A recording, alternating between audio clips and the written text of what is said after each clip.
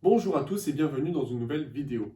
Le rugby est un sport tellement complexe qu'il est le seul à pouvoir nous proposer des scores comme 30 à 7, 12 à 10 ou bien 145 à 17. Bref, autant de scores possibles et imaginables qu'il est parfois difficile de savoir comment ils ont été calculés. Alors je vous explique tout sur le comptage des points au rugby et comment cela a évolué dans l'histoire. C'est parti! Pour commencer, remontons au 27 mars 1871 avec la première confrontation internationale du rugby entre l'Écosse et l'Angleterre. L'Écosse s'est imposée sur le score de 1 à 0. Mais c'est du foot ça, non? Et non, c'est juste qu'il n'y avait qu'une seule manière de marquer des points, transformer un essai. Alors l'essai est accordé lorsqu'un joueur va aplatir le ballon dans l'embut adverse. À ce moment-là, un joueur peut taper la transformation, c'est-à-dire essayer de faire passer le ballon entre les deux perches du camp adverse. Pour une transformation aujourd'hui, le buteur va se placer sur une ligne perpendiculaire à la ligne d'embut, l'angle droit étant situé au niveau de l'endroit où a été marqué l'essai. Une transformation valait donc 1 point. En cas d'égalité entre les deux équipes, on pouvait regarder le nombre d'essais pour les départager. Ce système a été conservé pendant 15 ans avant une première modification. En 1886, les instances du rugby, The International Rugby Football Board, ont décidé de prendre les règles d'un collège public anglais. Maintenant, un essai vaut 1 point et une transformation 2 points. Il y a aussi deux nouvelles façons de marquer 3 points avec le but après marque et le drop.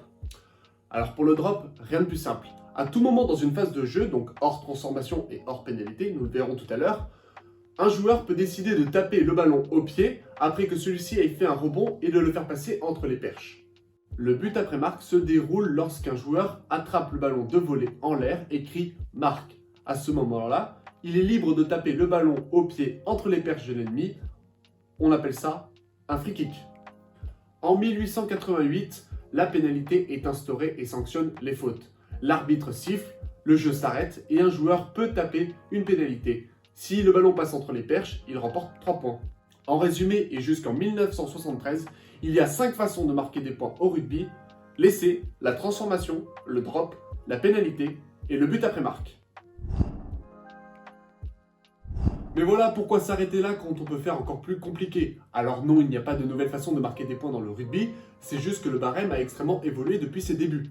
En un siècle, l'essai est passé d'1 point à 5, avec bien sûr toutes les étapes intermédiaires. Aujourd'hui, certains même imaginent en fait un essai à 6 points pour récompenser en fait les équipes qui sont attaquantes et avoir aussi plus de spectacles. La transformation vaut toujours 2 points, mais il y a eu un petit crochet entre 1891 et 1894 où elle valait 3 points. Le drop, quant à lui, a valu 4 points entre 1891 et 1948, mais finalement est resté à 3 points dans le système de jeu actuel. Le but après marque a été retiré en 1977. Il faut savoir qu'il était très rarement utilisé. Au passage, le dernier but après marque de l'histoire a été inscrit par un Roumain face à la France en 1971. Et enfin, la pénalité n'a pas changé, elle vaut aujourd'hui toujours 3 points. Voilà, c'est la fin de cette vidéo, j'espère qu'elle vous aura plu. Si c'est le cas, n'hésitez pas à me le dire en commentaire. Sur ce, portez-vous bien et surtout n'oubliez pas, allez les bleus!